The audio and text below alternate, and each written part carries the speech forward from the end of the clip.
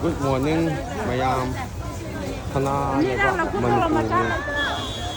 Ngasi date 5 May 2026 ni. Ai Ema Keithel yok salue. Khongna Yumdagi Ema Mayam sen nusido. Ema ini si sengje.